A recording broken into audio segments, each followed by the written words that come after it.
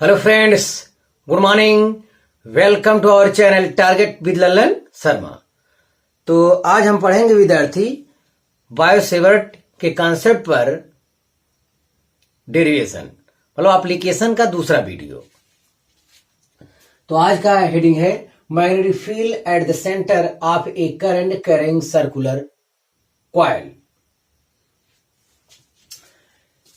एक one turn का circular coil है जिसका रेडियस ए है और इसमें करंट जो है फ्लो कर रहा है आई, और इसके सेंटर ओ पर हमें मैग्नेटिक फील्ड फाइंड करना है।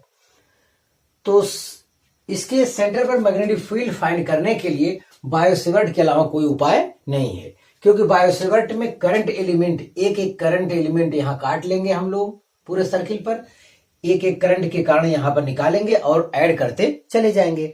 ऐड करने का जो तरीका बताया गया है हमारे फिजिक्स में वो इंटीग्रेशन बताया गया है। यस, तो बस कुछ करना ही नहीं है। रही बात मैग्नेटिक फील्ड की डायरेक्शन की, तो वो हमने आपको बहुत सुंदर सा बताया है। ये करंट के डायरेक्शन में आप हाथ, ये आप जैसे करंट का डायरेक्शन ये लीजिए और चिकना वाला तल उधर कीजिए जिधर आपको जिस मैग्नेटिक फील्ड का डायरेक्शन प्राप्त करना है, और देखिए अंगूठा जिस दिशा में आपका जाता है वही मैग्नेटिक फील्ड का डायरेक्शन होगा। यस, तो पहले से ही आपको पता होना चाहिए मैग्नेटिक फील्ड का डायरेक्शन। चित्र देखते ही कंफर्म हो जाए, कम से कम एक चीज तो कंफर्म हो जाए। अगर यही करंट का डायरेक्शन इधर होता तो विद्यार्थी हम लोग यूं चलते, यूं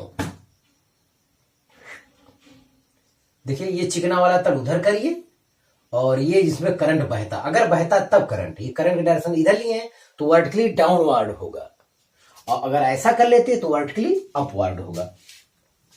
हाँ, तो आप वीडियो अंत तक जरूर देखें, क्योंकि लास्ट में जो स्पेशल केसेज है उसमें बहुत कुछ नया मिलता है आपके लिए।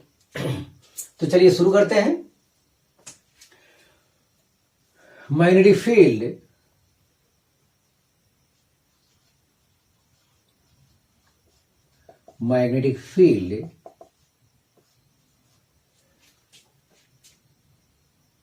at point O,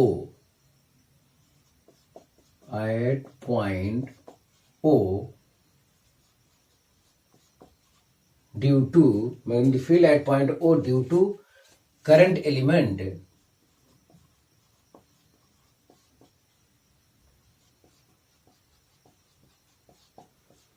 I dl vector is,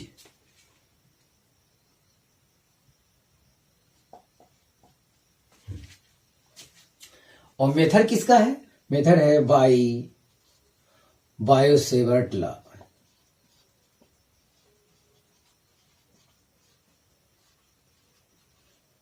हाँ, बस तो एक छोटे से एलिमेंट यहां काट लिए हैं और यहां के कारण यहां पे मैग्नेटिक फील्ड हम फाइंड करते हैं। तो ये dB हो जाएगा μ0/4 पाई I dl upon a square, r square या a स्क्वायर, यहां a हम लिए रेडियस तो ये लिखेंगे। अब बचता है साइन थीटा की, साइन थीटा यहां लिख दीजिए। Here theta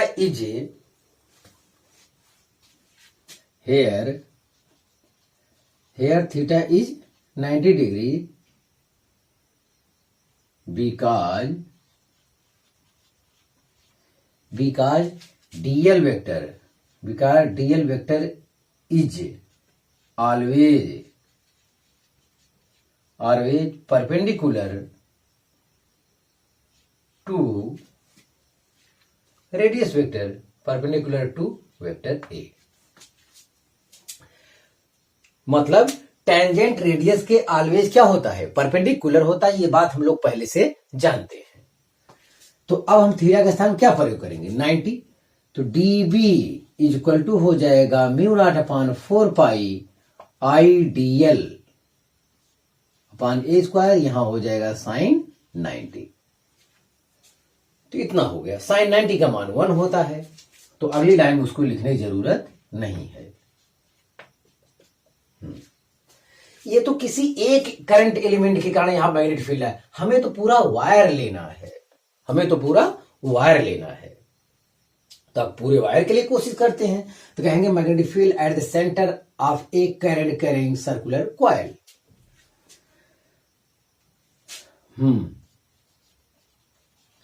magnetic field at the centre of A current carrying circular coil।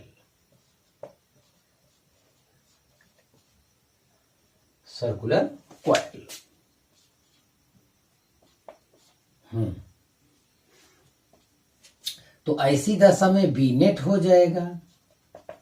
अब यहां इंटीग्रेशन करेंगे क्या, डीबी। इससे पहले विद्यार्थी हम लोग लिमिट लगाते थे, अब यहां लिमिट क्या लगाओगे, रेडियस यहां वेरिएबल नहीं है, पूरा सर्किल कवर करना है तो एक का निकाल के एक एक एक एक करके जोड़ते जाएंगे तो हमें अपने आप खुद मिल जाएगा। तो चलिए यहां वैल्यू रखते हैं, वैल्यू में हो जाएगा डीबी के स्थान पे μ0/4 पाई IDL, साइन 90 का मान 1 होता, अब नहीं रख रहे हैं, अपॉन A स्क्वायर। इतना हो गया। फिर आगे देखिए, तो यहां से 4 जो कांस्टेंट है उससे हम बाहर ले रहे हैं, तो कांस्टेंट सभी लोग हैं, μ0/4 पाई ये कांस्टेंट है, I भी कांस्टेंट है, A स्क्वायर भी कांस्टेंट है, बचता कौन है, DL का इंटीग्रेशन बचता है। यस, इसके बाद यहां देखा जाए, फिर आप देखते हैं आगे, फिर यहां कॉमन लेंगे μ0/4 पाई I/A स्क्वायर।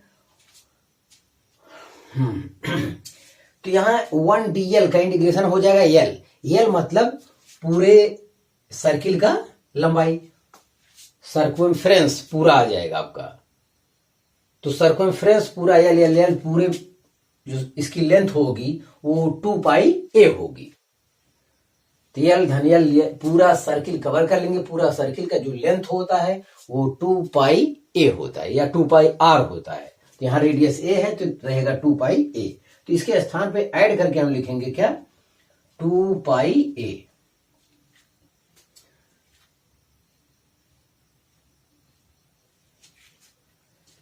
तो 2 पाई A हो जाएगा, यहां पाई से पाई कैंसिल हो जाएगा, तो आपका आ जाएगा μ0, पाई से पाई कट गया, 2 से 2 कट गया, और A से A कैंसिल हो जाएगा, μ0 I/2A, B नेट बराबर इतना आया। तो आज से आपको ख्याल करना है, ये करना है कि अगर 1 टर्न वाला सर्कुलर कॉइल है और उसमें I करंट फ्लो कर रहा है तो उसके सेंटर पे जो मैग्नेटिक फील्ड होता है μ0 I/2A होता है। और यहां पे रही बात डायरेक्शन की, तो यहां पे डायरेक्शन वर्टिकली डाउनवर्ड, कागज तल की लंबवत अंदर की ओर है। यस, इतना हो गया। हाँ, इसमें और इतना कह सकते हैं, if coil has n turns, if coil has n turns then, अगर इसमें n फेरे हैं, n टर्न्स हैं, ऐसी दशा मैग्नेटिक फील्ड का मान n गुना क्या हो जाएगा, इंक्रीज कर जाएगा, बढ़ जाएगा, तब बी नेट हो जाएगा, B net equal to μ0 n I/2A हो जाएगा। अब टर्न की संख्या ज्यादा रहेगी तो मैग्नेटिक फील्ड क्या हो जाएगा, उतने गुना इंक्रीज कर जाएगा। तो विद्यार्थी डेरिवेशन तो हमारा हो गया। हाँ फ्रेंड्स, अब हमको पढ़ना है स्पेशल केसेज। तो स्पेशल केसेज में पढ़ने से पहले आपको जानना चाहिए मेन सूत्र, मेन मैग्नेटिक फील्ड होता है B net equal to μ0 I/2A होता है, जो इससे पहले हम डेरिवेशन किए थे। अगर उसका करंट का डायरेक्शन चेंज कर देंगे तो मैग्नेटिक फील्ड का डायरेक्शन भी पॉइंट O पर, सेंटर पर चेंज हो जाएगा। हाँ, इतनी जानकारी होना चाहिए। अब मेन सूत्र की सहायता से अलग अलग केस के लिए फिगर है और वहां पे हमको मैग्नेटिक फील्ड का डायरेक्शन पॉइंट करना है। सब में सेंटर पर हमें मैग्नेटिक फील्ड चाहिए और डायरेक्शन। यस, तो पहला हम ले रहे हैं for 1/4 current carrying circular arc, 1/4 circular arc, इसके कारण सेंटर में मैग्नेटिक फील्ड। पहला काम तो डायरेक्शन विद्यार्थी कंफर्म कर लीजिए। डायरेक्शन देखिए कितना सुंदर सा आ रहा है यह वर्टिकली। आप ये चिकना वाला तल उधर रखिए जिधर आपको मैग्नेटिक फील्ड का डायरेक्शन चाहिए, और उंगली उधर घुमाइए जिधर आपका करंट फ्लो कर रहा है। तो अंगूठा जिस दिशा में रहेगा, भगवान कसम वही चुंबकीय क्षेत्र की दिशा होगी, कभी भी गलती नहीं होगा। यस, तो मैग्नेटिक फील्ड का डायरेक्शन आपको तो पता चल गया, वर्टिकली अपवर्ड है। हाँ, तो चलिए मेन सूत्र है। तो ये टोटल कितना हमारा, टोटल इतना होता है। तो यहां पे बी नेट जो आएगा, यहां पे टोटल जितना होता मैं क्या कर लू, उतने का 1/4 लिख लू। पूरे सर्किल का जो होता है मैग्नेटिक फील्ड वो ये होता है, ये 1/4 है, तो जाहिर है कि मैग्नेटिक फील्ड भी 1/4 होगा। यस, ये हो जाएगा μ0I/2a, इतना है। और इसका डायरेक्शन जो होता है वर्टिकली अपवर्ड, वर्टिकली अपवर्ड के लिए सिंबल है, या लिख दो भैया ही हूं अपवर्ड्स, ये हो जाएगा। हाँ, आप चाहे तो ये गुणा कर सकते हैं, गुणा करेंगे तो 4 दूनी 8 μ0I/8 ये हो जाएगा। लेकिन क्या करेंगे, वो आपके काम का नहीं है, उसे याद नहीं करना चाहिए, क्योंकि याद करने में दिक्कत है हमको। तो हमारे लिए यही उपयुक्त, हमें कंसेप्ट समझना चाहिए। अब ये आया कहां से, अगर आप जानना ही चाहते हैं तो जो डेरिवेशन टोटल किए हैं, टोटल में अब की बार यहाँ डीएल के स्थान में क्या रखेंगे, जैसे इंटीग्रेशन डीएल आया था, तो इंटीग्रेशन डीएल के स्थान पे डीएल पूरा एलिमेंट काटे थे, तो पूरा सर्कमफ्रेंस ले लिए थे, लेंथ ऑफ द सर्कमफ्रेंस। हाँ, तो पूरा सर्कमफ्रेंस का जो लेंथ होता है वो 2πr होता है, 2πa होता है। अब की 1/4 है, तो 2πa स्थान पे क्या लिखेंगे, 4 लिखेंगे, तो ये हो जाएगा πa/2 आएगा। अब की बार जो डीएल के स्थान पे डेरिवेशन अगर करना चाहे कोई लड़का, कहे कि कैसे करेंगे, तो यहाँ एलिमेंट काट लेगा, यहाँ पे इतने के कारण यहाँ ज्ञात कर लेगा, फिर जोड़ना शुरू करेगा, तो जोड़ेगा तो कितना आएगा, πa/2 आएगा आपकी। तो 2πa/1/4 लेंथ पूरा लेंगे सर्किल का। यस, तो आपको जानकारी में हो गया है कि अगर कोई डेरिवेशन भी करना चाहे तो इसके लिए कोई अलग से नियम नहीं, केवल एक लाइन यहां चेंज होता है, डीएल के स्थान पे लिखना है इतना, तो अपने आप ही आंसर आ जाएगा। चलिए, और दूसरा है फॉर, दूसरा फिगर यहां देखें, फॉर सेमी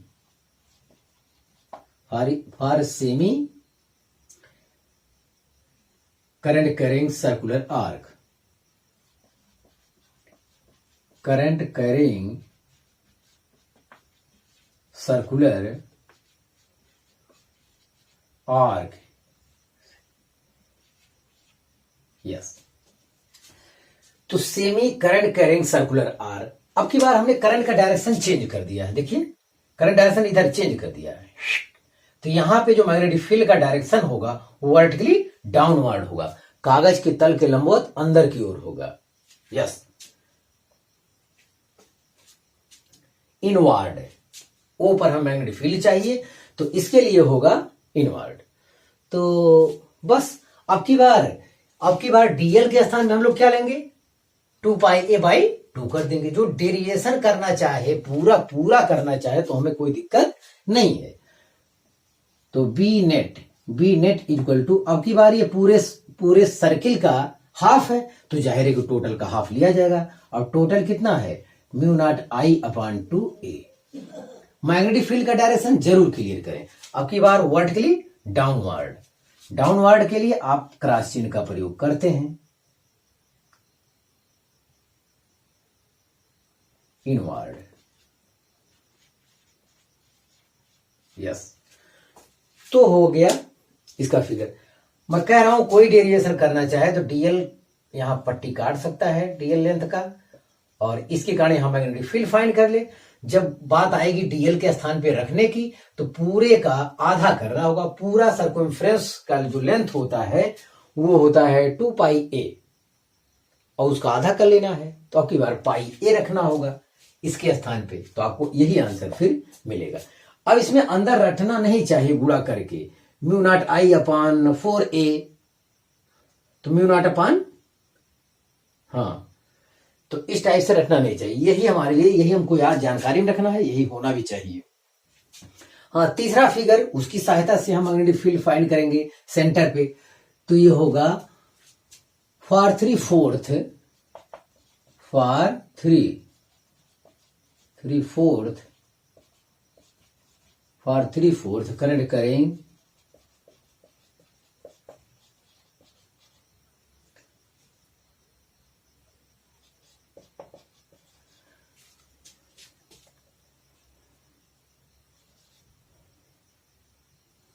करेंगे सर्कुलर आर्क।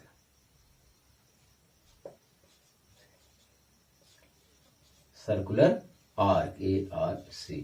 चलिए, 3/4 मतलब 3/4, 1/4 इसमें कम, 1/4 कम है इसमें, तो आपकी ज्यादा वाला पोर्शन आ गया। तो इसके कारण यहाँ पे मैग्नेटिक फील्ड हमको चाहिए, इसके कारण, इतने के कारण चाहिए हमको। तो यस, तो अब की बार देखिए करंट का डायरेक्शन ये हो रहा है, करंट यूं फ्लो कर रहा है यूं, तो हम भी क्या करेंगे, ऐसे चलेंगे। करंट की डायरेक्शन, ये चिकना वाला तल्ली उधर करेंगे जिधर मैग्नेटिक फील्ड का डायरेक्शन फाइंड करना है, और करंट की डायरेक्शन मोड़ देंगे, और थंब हमारा जिधर कार्य करेगा वही हमारा मैग्नेटिक फील्ड का क्या होगा, डायरेक्शन होगा। किताब के दाया बाया मेथड, दो स्क्रू गेज का रूल था, सब हमने आपको बताया, और यहां भी आप हमारे बीच से देखिए कितना आसान होता, कहीं कोई दिक्कत नहीं है। यस, वर्टिकली अपवर्ड डायरेक्शन होगा। तो फिर यहां लिखते हैं बी नेट इक्वल टू, अब की बार हो जाएगा 3/4, क्योंकि 3/4 1/4 को छोड़कर टोटल लगभग आ रहा है, तो टोटल का 3/4 कर देंगे। तो mu naught I upon 2a main formula है, इसकी सहायता से। और डायरेक्शन अब की बार वर्टिकली अपवर्ड, देखिए इस डायरेक्शन में, या अगर हम इधर भी होते हैं तो वर्टिकली अपवर्ड देखिए आ रहा है।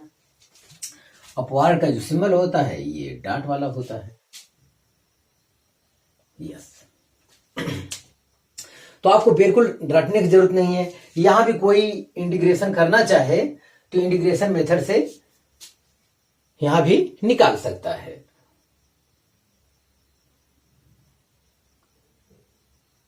तो 2πa का 3/4 करना होगा अब की बार, क्योंकि ये 3/4, बस इतना ही अंतर है, बाकी हर जगह जो है वही रहेगा। तो आप इसे कॉपी कर लीजिए। हाँ फ्रेंड्स, स्पेशल केस में 5 देखा जाए, if arc subtends angle theta radian at the centre, theta radian यहां एंगल करता है, इसके पहले 1/4 था, 3/4 था, और सेमी सर्किल था, सेमी सर्कुलर आर्क था। इन सब के कारण हम तो आपको बता दिए कि आप 1/4 कर देना, 3/4 कर देना, आधा कर देना, ये सब बताया आपको, वहां तो ये ठीक था। अब एक अननोन एंगल यहां पे आ गया है, ये थीटा रेडियन, ध्यान दें थीटा रेडियन है, मैं इसीलिए बार बार क्लियर कर रहा हूं, थीटा रेडियन ही है ये। रेडियन मतलब वो पाई में, ये 30 π/6, तो इस टाइप से वहां वैल्यू रखना है, तो ये रेडियन में होना चाहिए। अब बता रहा है कि सेंटर पे मैग्नेटिक फील्ड का डायरेक्शन क्या होगा। एक चीज और विद्यार्थी, जैसे ये करंट I फ्लो कर रहा है, जिसका मतलब आप सोच रहे होंगे इस रास्ते से गया होगा, इस रास्ते से ऐसा, तो सेंटर पे चाहिए। तो इनका, इसकी चर्चा तो ये नहीं किए, इसकी चर्चा इसलिए नहीं किए कि जो वायर होता है, वायर में करंट फ्लो करता है, यहां पे मैग्नेटिक फील्ड, और यहां पे मैग्नेटिक फील्ड क्या होता है, 0 होता है, तो वहां कोई दिक्कत नहीं है। बायोसेवर्ट के नियम से, अगर बायोसेवर्ट के नियम से ही अगर आप सोचते हैं dB बराबर क्या, म्यू नॉट अपान 4πI dl क्या, साइन 0 अपान r², मतलब a²। साइन 0 मान क्या होता है, 0, क्योंकि जो पॉइंट P होगा वो करंट एलिमेंट से जितना एंगल बनाएगा वही लिया जाएगा। तो 0 180 के अलावा कोई बना ही सकता है, और दोनों दशाओं में साइन का मान क्या होता है, 0 होता है। और बायोसेवर्ट के नियम की सहायता से ही तो हम आगे का डेरिवेशन कर रहे हैं, तो आगे मैग्नेटिक फील्ड कैसे हो सकता है। तो ऐसी दशा में वहां भी सब क्या रखा जाएगा, 0 180 ही रख सकते हैं, तब भी 0 आएगा मेन फार्मूले में। तो आप इस बात का अवश्य ध्यान दीजिए। बहरहाल, तो ये वायर कभी भी काउंट नहीं होगा। क्यों नहीं होगा, क्योंकि वायर के सीध में वो पॉइंट वो पड़ता है, तो जाहिर वहां मैग्नेटिक फील्ड उसके कारण तो 0 होगा। हाँ, यहां पे भी कंफर्म है, वर्टिकली डाउनवर्ड, मैग्नेटिक फील्ड का डायरेक्शन वर्टिकली डाउनवर्ड या इनवर्ड है, अंदर की ओर। ये भी क्लियर हो गया। अब बात फंसता है ये कोण का, ये कैसे ज्ञात किया जाए? तो क्लियर करिए थोड़ा, कंसेप्ट पहले समझिए। जब सेंटर पे 2 पाई रेडियन कोण था पूरे सर्किल के लिए, जब सेंटर पे 2 पाई रेडियन कोण था तो मैग्नेटिक फील्ड आया mu not I upon 2a। ख्याल करिए, जब सेंटर पे 2 पाई रेडियन का एंगल सबटेंड होता था तो सेंटर पे मैग्नेटिक फील्ड इतना आया। तो 1 रेडियन के लिए, 1 रेडियन के लिए ये हो जाएगा 1 अपॉन कितना, 2 पाई mu not I upon 2a। Clear करें बहुत। इसलिए थीटा रेडियन के लिए तो आपकी बार क्या करेंगे, थीटा से गुणा, थीटा अपॉन 2 पाई क्या, mu not I upon 2a। बहुत ही जरूरी फार्मूला है, इस पर गौर किया जाए तो ध्यान दें।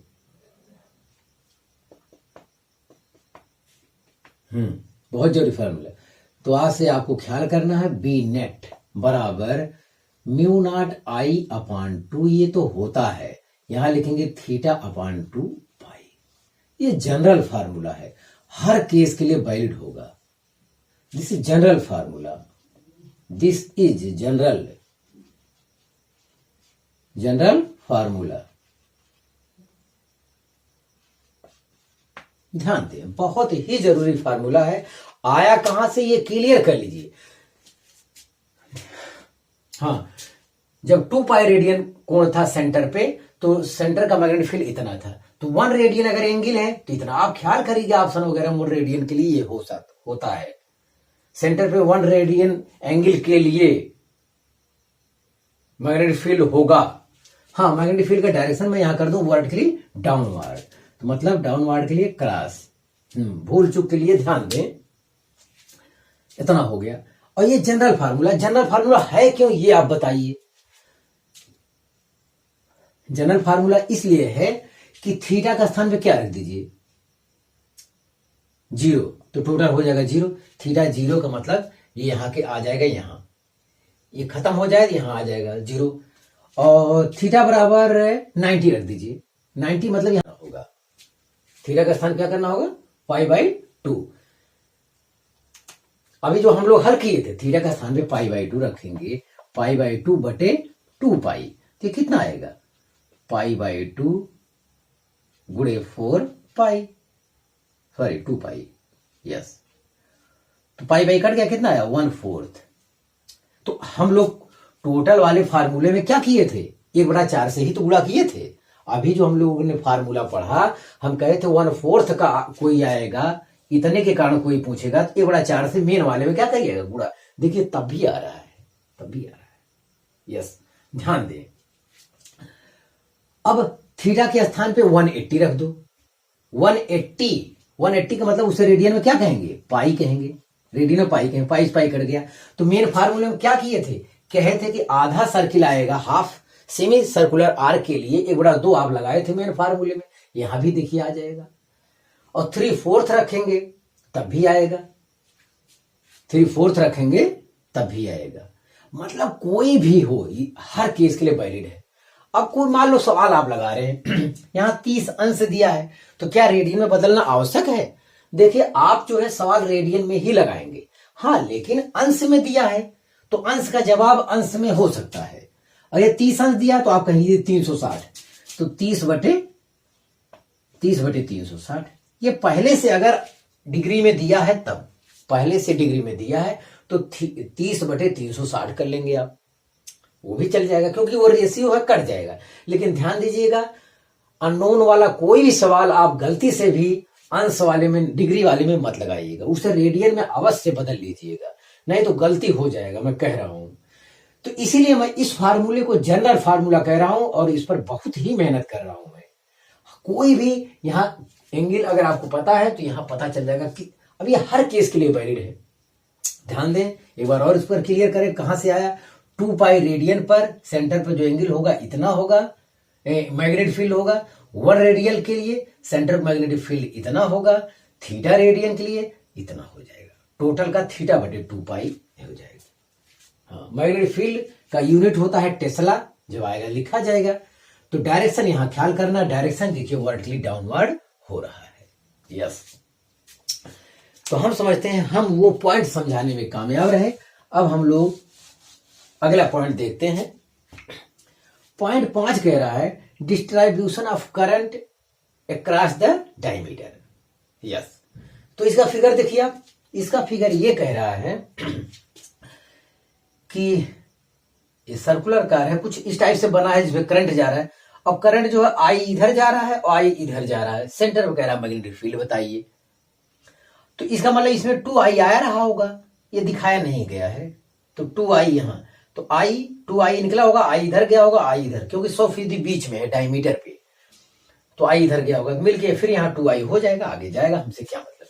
लेकिन कह रहा है यहाँ पे मैग्नेटिक फील्ड का डायरेक्शन बताइए, मैग्नेटिक फील्ड कितना होगा और डायरेक्शन कितना होगा। तो yes, magnetic field half circle के कारण कितना होगा, हाफ सर्किल के कारण, तो मैग्नेटिक हाफ सर्किल के कारण हो जाएगा यही इतना बटे 2, वो भी अंदर की ओर। और अगले हाफ सर्किल के कारण, अगले हाफ सर्किल के कारण क्या हो जाएगा, इतना ही मैग्नेटिक फील्ड होगा, 1/2 करके इतना होगा, और लेकिन उसका डायरेक्शन अपवर्ड हो जाएगा।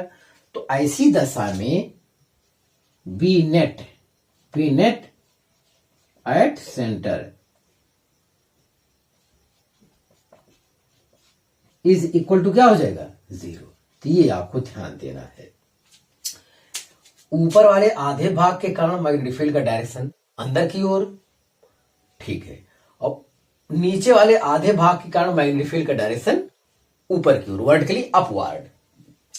तो ऐसे केस में नेट में जब हम कहेंगे, नेट के लिए हम ऐड करेंगे उतना माइनस उतना, सेम माइनस सेम, तो घट के क्या आएगा, 0 आएगा। तो आप इसे कॉपी कर लीजिए। हाँ फ्रेंड्स, 6वां पॉइंट देखा जाए स्पेशल केस का, तो हम स्पेशल केस तो बता रहे हैं, लेकिन ये मान के चलिए हम न्यूमेरिकल ही बता रहे हैं। इस टाइप के छोटे छोटे सब प्रॉब्लम दिए हैं आपके बुक में, जिसे हम स्पेशल केस में ही सॉल्व कर दे रहे हैं, ध्यान दें। तो अगला पॉइंट है concentric coplanar circular loops carrying current in the opposite direction. तो यहां देखिए, एक सर्कुलर लूप है, एक इधर है, वो R1 रेडियस का है, इसमें करंट I इधर फ्लो कर रहा है। एक दूसरा सर्कुलर लूप है और उसका रेडियस है R2 और करंट यूं फ्लो कर रहा है। तो बाहर वाले सर्किल के कारण तो सेंटर पे जो मैग्नेटिक फील्ड होगा उसका डायरेक्शन वर्टिकली डाउनवर्ड होगा, और अंदर वाला जो करंट है उसके कारण मैग्नेटिक फील्ड का डायरेक्शन ऊपर की ओर होगा। अब यहां पे हमको क्या चाहिए, नेट मैग्नेटिक फील्ड। यस, चलिए देखते हैं। पहले R1 के कारण, B1 मैं लिख रहा हूं, B1 मतलब R1 रेडियस वाले के लिए है मैग्नेटिक फील्ड। चलिए B1, तो mu naught I upon 2 R1, यही मेन फार्मूला है। अब की रेडियस क्या है, R1, सेंटर पे मैग्नेटिक फील्ड। अब इसका डायरेक्शन देखिए वर्टिकली अपवर्ड, वर्टिकली अपवर्ड, तो अपवर्ड के लिए यहां डॉट चिन्ह लगेगा। चलिए ठीक है, अब हम निकाल लेते हैं B2 दूसरे वाले लूप के लिए। दूसरा वाला लूप ये है,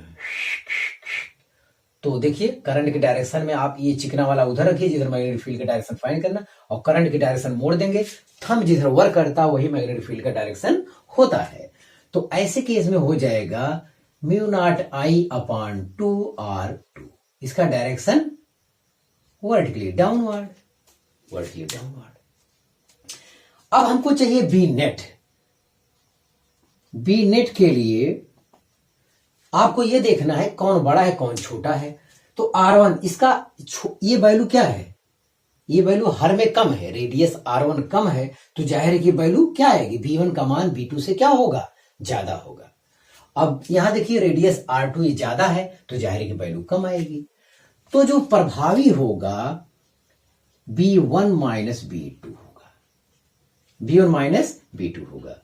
ये इफेक्टिव होगा। इफेक्टिव क्यों होगा, क्योंकि ये ज्यादा है, जो ज्यादा रहेगा वही प्रभावी रहेगा।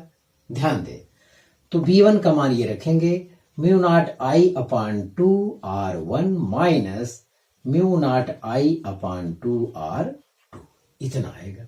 यहां से म्यू नॉट I अपॉन 2 अगर हम कॉमन ले लेंगे तो अंदर हमारा बच रहा है 1/R1 माइनस 1/R2, ये हमारा बी नेट हो जाएगा।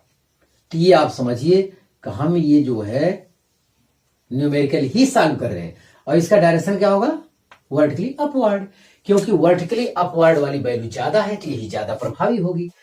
रिजल्टेंट में जो डायरेक्शन हमारा आएगा वर्टिकली अपवर्ड आएगा,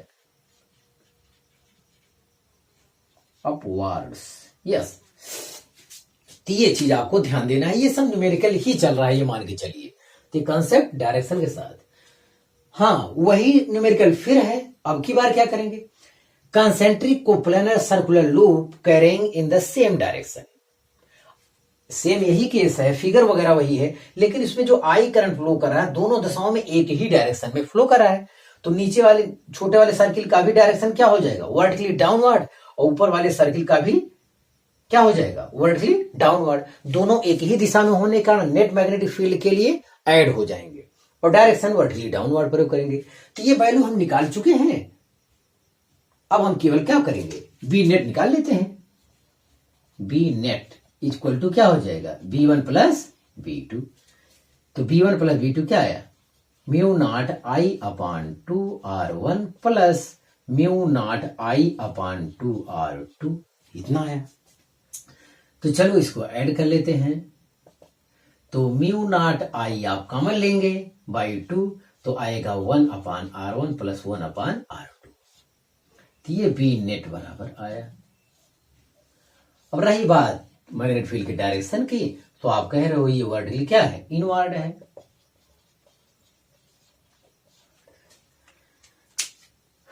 तो छोटे वाले सर्किल, इसमें छोटे वाले के लिए भी वर्टिकली डाउनवर्ड, बाहर वाले के लिए भी वर्टिकली डाउनवर्ड। तो दोनों का सेम डायरेक्शन होने की वजह से नेट मैग्नेटिक फील्ड के लिए हमें जोड़ना होगा। तो आप इसे कॉपी कर लीजिए। हाँ फ्रेंड्स, लास्ट पॉइंट देखा जाए, लास्ट टाइप का सवाल कैसे सॉल्व करेंगे, concentric loops but their planes are perpendicular to each other. Yes, तो एक इस टाइप से सर्किल है, इस टाइप से है, इस टाइप से सर्किल है, इस टाइप से सर्किल है, इसके मैग्नेटिक फील्ड का डायरेक्शन क्या होगा, ये है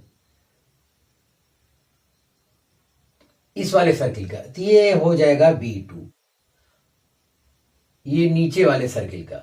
और एक सर्किल यूं है, एक सर्किल यूं है, एक सर्किल यूं है, इसमें करंट यूं बह रहा है, इसका वर्टिकली क्या होगा, अपवर्ड होगा, इस डायरेक्शन में हो जाएगा B1। तो ये चीज है, आप ख्याल करिए। कोई सर्किल वाली चीज तो दिख भी नहीं रहेगा, आपको दिखाऊं। तो ये आप देखिए यहां पे इस टाइप से है, इस टाइप से है, तो करंट का मैग्नेटिक फील्ड का डायरेक्शन क्या होगा, और इसमें करंट यूं फ्लो कर रहा है, यूं ऐसे है, तो करंट यूं फ्लो करेगा, तो वर्टिकली अपवर्ड इस डायरेक्शन में होगा मैग्नेटिक फील्ड का डायरेक्शन। और ये जब इस टाइप से प्लेन में है, ये इस टाइप से, और करंट जो है यूं फ्लो कर रहा है, तो करंट के डायरेक्शन में आप मोड़ेंगे तो अंगूठा जिधर जाएगा उधर क्या होगा, मैग्नेटिक फील्ड होगा। अब इनका, अब तो भाई दो मैग्नेटिक फील्ड हो गया, B1 B2, अब ये परपेंडिकुलर है, तो जाहिर हमें नेट मैग्नेटिक फील्ड चाहिए। तो परपेंडिकुलर है तो नेट निकालना कोई मुश्किल की बात नहीं है। यस। अब बात रही कि डायरेक्शन की कैसे बताएंगे। तो यहां के इस सर्किल के लिए तो वर्टिकली अपवर्ड B2 हो जाएगा, और इसके लिए भी वर्टिकली इधर इस डायरेक्शन में जा रहा है। तो हमको नेट वाले का डायरेक्शन चाहिए। नेट का डायरेक्शन बी नेट मैं डायरेक्ट लिख दे रहा हूं यहां पे, बी नेट इक्वल टू हो जाएगा B1 प्लस B2। चलिए देखते हैं B1 कितना है। B1 है म्यू नॉट I1 अपान 2R। वो तो आपको सेम किसको करना, करंट यहां पे क्या है, करंट यहां में इस वाले में I1 फ्लो कर रहा है और इस वाले में करंट I2 फ्लो कर रहा है, और रेडियस दोनों का सेम ले लिया गया है R। तो न्यूमेरिकल में जैसा रहेगा वैसा करिए, आपको कॉन्सेप्ट से मतलब है। यस, B1 प्लस B2, और ये परपेंडिकुलर है, क्या करना होगा, मैग्नीट्यूड लेना होगा। परपेंडिकुलर है तो ये मैग्नीट्यूड लेना होगा, B1 square plus B2 square. तो बी नेट के लिए अंडर रूट में b1 square plus b2 square का वर्गमूल, बी नेट स्क्वायर बराबर b1 square plus b2 square. जो राइट एंगल ट्रायंगल में होता है वो डायगोनल का स्क्वायर इक्वल टू होता है perpendicular square plus base square, उसके तहत ये होता है। हाँ, अब आइए, तो ये चीज यहाँ पे फिर करना है हमको, इतना होल स्क्वायर प्लस इसकी वैल्यू, ये हो जाएगा mu naught I2 upon 2r, इसका फिर होल स्क्वायर। चलिए ठीक है, तो इसमें अंडर रूट आप लगाइए, म्यू नॉट अपॉन 2r, इसमें भी है इसमें भी है, अपने स्क्वायर के साथ बाहर ले लीजिए उसे। जो अंदर हमको मिल रहे हैं केवल I1 स्क्वायर और I2 स्क्वायर वाले ही अंदर हमको मिल रहे हैं। ये वर्गमूल के बाहर चला जाएगा, स्क्वायर रूट के बाहर चला जाएगा, तो ये हो जाएगा mu naught upon 2r, mu naught upon 2r हो जाएगा, और इन ब्रैकेट हो जाएगा I1 square plus I2 square, ये हो जाएगा बी नेट। ये आपका हो गया बी नेट, बी नेट हो गया। अब बात रही डायरेक्शन की, तो डायरेक्शन या तो भाई 100% B1, जितना B1 हो उतना ही B2 हो, तो इसका डायरेक्शन 45 डिग्री पे हो जाएगा नेट वाले का। नेट जो बी नेट आपका आ रहा है वो ये आ रहा है, ये चीज आ रहा है, ये थीटा डिग्री पे हो मान लेंगे, ये हमारे लिए बी नेट है। बस इतना ही हम यहां कर सकते हैं। डायरेक्शन फिगर से ही क्लियर हो गया है।